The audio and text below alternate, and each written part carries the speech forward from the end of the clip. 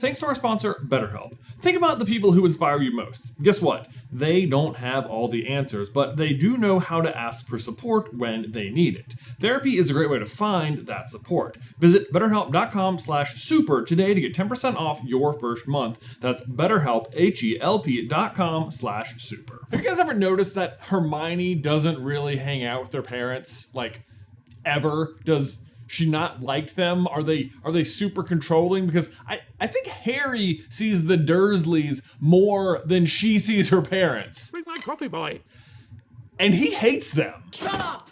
Shut up! Hey, brother. Hermione's parents. Boy, Hermione's parents are for sure a bit of an enigma, aren't they? Like, we know they're muggles and they're both dentists, but otherwise, very little. Like, Hermione certainly talks about them, mostly in a, don't worry, they won't mind if I'm not there kind of way, but I think they appear in person on page, like, once. But you're muggles, said Mr. Weasley delightedly. We must have a drink. What's that you've got there? Oh, you're changing muggle money. Molly, look. He pointed excitedly at the 10-pound notes in Mr. Granger's hand. That's it. That's the only time we see them in person. They're literally changing money. There's no names, and there's not a single line of dialogue between them. And then, as usual, Hermione's all like, great seeing you, Mom and Dad. Have fun talking about money or whatever with Mr. Weasley. I've got a whole Dark Wizard subplot to go jump into. See ya next summer or maybe later. Okay, fine, sure. They show up a little bit later in that same chapter for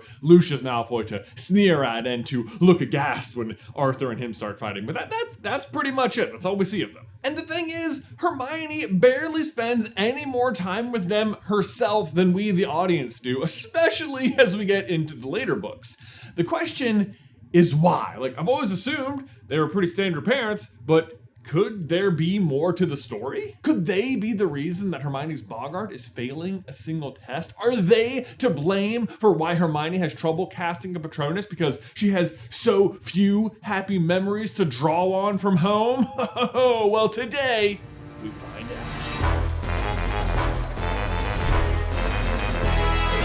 Hey, brother! Okay, let's break it down. How much time does Hermione actually spend or not spend with her parents over the years? Well, during her first year at Hogwarts, things go about as you'd expect. Hermione, who hasn't seen them since September, is alone in a new school, a new culture, and returns home for Christmas, leaving Harry and Ron behind to research Nicholas Flamel. Not in the restricted section. Hooray! How could I be so stupid? Then the summer after the first year, she also returns home, so far so good. But then in Chamber of Secrets, we know Hermione does not go home for Christmas that year because she and Harry and Ron stay to ask Malfoy about the Chamber of Secrets using the Polyjuice potion they've been brewing all year. Which means she actually spends the rest of Christmas break in the hospital wing as like a half cat, half person, and they don't really learn much from Draco, so I'm betting she wishes she did just go home, and she seems to take heed of that advice because the following summer, she does go to France with her parents. Yay! That sounds like a fun trip, Try some bouillabaisse. Yum. But maybe it wasn't that fun because the following Christmas break, she once again stays at school and then lies about it. Both Ron and Hermione had decided to remain at Hogwarts, and though Ron said it was because he couldn't stand 2 weeks with Percy, and Hermione insisted she needed to use the library, Harry wasn't fooled. They were doing it to keep him company, and he was very grateful. But why lie? Sorry, Mom, one of my best friends is the target of an extremely dangerous escaped convict, and if I don't stay, he'll be all alone at Christmas. Like, that seems like a reasonable and noble and, like, in the holiday spirit, I think they would have understood. No, these people only understand libraries. Right! Of course, then what actually happens is that's when Harry gets the firebolt, and then Hermione snitches on him, and then Ron and Harry don't talk to her for a while, so yeah, another great Christmas for Hermione in the books at Hogwarts. Woo! But then that summer is when the Quidditch World Cup is, which is on August 18th, and Hermione arrives presumably on the 17th, the same day as Harry, and stays at the Burrow for the rest of the summer, so that's 14 days or 2 weeks of her 8-week holiday away from the parents. And that is going to be the last time they see her for any significant length of time for, who knows how long. Because that winter is the Yule Ball, where she obviously stays and goes with Victor Crumb and, fights with Ron for the second year in a row. That's just completely off the point. Then the next summer, she's at the headquarters of the Order of the Phoenix for what feels like the whole summer, like I don't know, maybe she went home for a minute, but certainly spends a majority of her time at the Weasleys, but not even actually at their house. So what is this place? Can you imagine Molly and Arthur explaining that to the Order? Like, no, our kids have to live there because we have to live with the kids. That's okay. And they're like, you know what? That's fine. And they're like, and could Ron invite a friend? How many kids do we need here? Harry Potter is her friend too. We're good. She can come. But then that winter, Hermione lies to her parents again about needing to study because of OWLs, when actually she just doesn't want to go skiing. They're going skiing and they invited her and she's like, nah, because you know how cheap skiing is, right? No, it's fine. It's fine. But she doesn't even study. She just goes back to Grimmauld Place. Then finally, a full year later, they see her for 12 days before she goes back to the Weasleys for the rest of the summer again. And then finally in year 6, she actually makes it home for Christmas and has this to say about it. So, how was your Christmas? Oh, fine. She shrugged. Nothing special. Yeah. First Christmas home in 5 years, but meh, nothing special.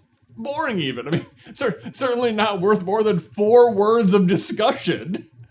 Mom and Dad. But don't worry, because she does go back next summer for like a day to erase her parents' memories of her existence, which now that we break it down, probably didn't take that much time, you know? How much was there to erase? And then, of course, she spends Christmas that year at Godric's Hollow with Harry, getting attacked by Nagini, and no Ron because her and Ron were fighting again. I mean, at this point, what is Christmas without the annual Ron and Hermione Cold War, right?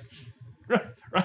'Tis the season. You complete Ronald Weasley. But is it not crazy that we know Hermione's parents' fake names, Monica and Wendell Wilkins, but not their real names? Although, I will venture a guess that their names are Hugo and Rose Granger, based solely on Hermione and Ron's kids' names, which are otherwise just sort of totally out of left field. And that's sort of the Harry Potter naming convention, isn't it? Just like, what were my parents' names? Those are my kids' names. This is my son, James, Sirius, and this is Lily Luna. Luna's still alive. I don't know how I got that one past Ginny. And this is Albus Severus, not like Albus George or something. That guy who's mean to all of my friends and me for... But I literally did the math on this. And if I generously decide to give Hermione a full week at home after year 4 before going to the headquarters, and 1 day after year 6 to erase her parents' memories, it adds up to 202 out of 434 available days of vacation spent at home, which is 46%, or less than half. But most of that is just those summers in the first 3 years. After year 4, it drops off a cliff to a resounding 16% of available vacation time spent at home. Bear in mind, that's just the vacation time. 202 days is all they're going to see her at all for the whole next 7 years, which is 12%. So what is going on here? Why does Hermione keep ditching her parents? Well, we got a letter over on Through the Gryffindor from Josh G, suggesting it's because Hermione actually has a very stressful home life, and Josh cited several aspects of her personality as proof. First, we got the fact that her boggart takes the form of McGonagall telling Hermione she has failed the test, pointing to a kind of parenting where love feels conditional on success. Conditional love, it's the worst. Don't do that. But you can also kind of see that in play early on when Hermione famously states, If you two don't mind, I'm going to bed before either of you come up with another clever idea to get us killed. Or worse, expelled. Then there's also the fact that Hermione is so passionate about house elf rights, suggesting maybe her sympathy comes from understanding what it feels like to always have to do what you're told, no matter what. Come, Dobby. We're leaving. And finally is the fact that Hermione, of all people, has trouble casting a Patronus. Like, sure, she can do it in the DA room when not under pressure, but at the Ministry, expecto Patronum, said Hermione. Nothing happened. It's the only spell she ever has trouble with, Harry told a completely bemused Mrs. Cattermole. But unfortunate, really. And of course, the proof there is that the key to casting a Patronus is summoning a powerful happy memory, and yet Hermione seems to struggle with producing them.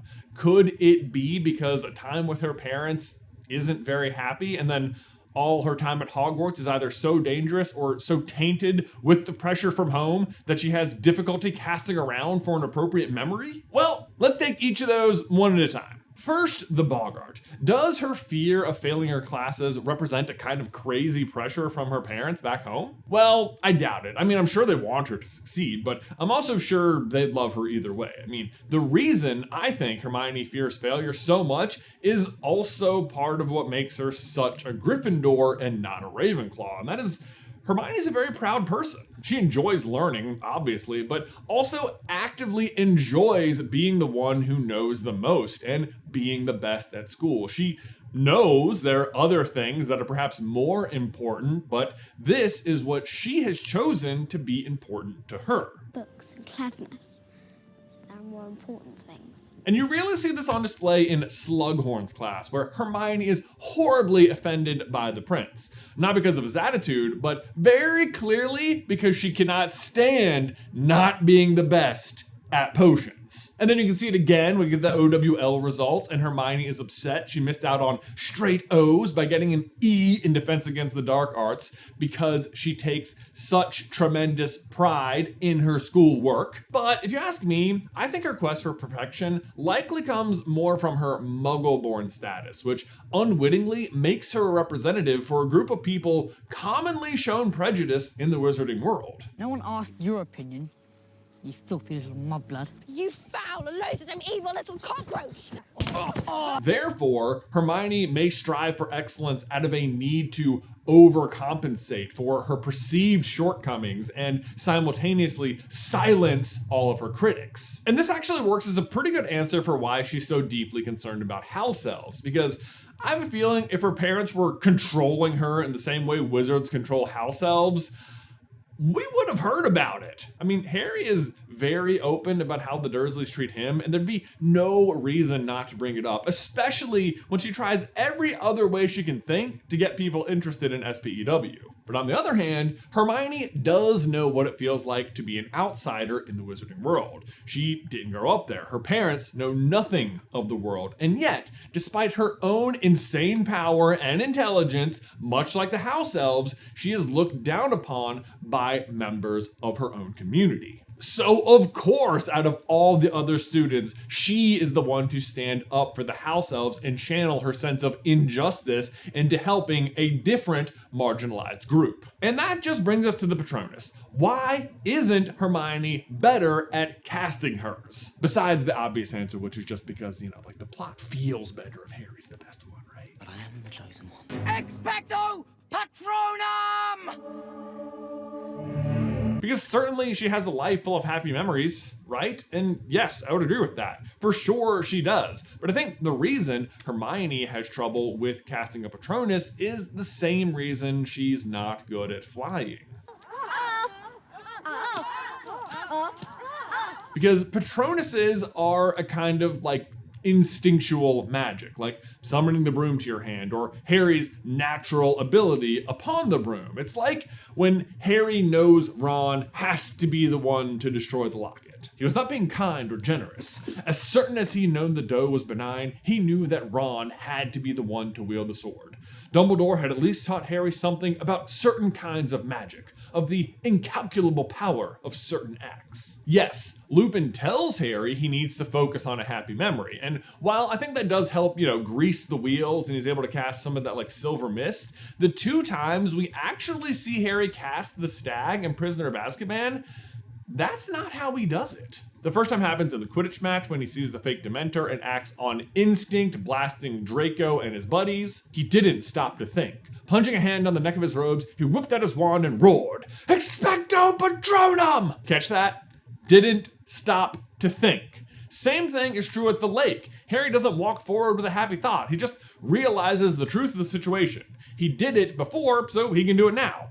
Instinct tells him what to do. Therefore, when it comes to casting a Patronus, it's much more about feeling rather than focusing. More about bravery and friendship than books and cleverness. I'm sure Hermione can concentrate on a happy memory, but can she feel that memory? I mean, obviously, yes, she does, because she casts the otter, and she does do it in the Ministry too. But it's harder, and that I think is her issue with the Patronus. So, does Hermione love her parents? Yes. I think they had a totally fine, healthy, supportive relationship. They basically said, do whatever you want. We can tell that you're insanely smart, and we trust you. You'll probably be Minister for Magic one day. And she was. Honestly, I think the real reason we never hear from them is that they were just too boring to be part of the story.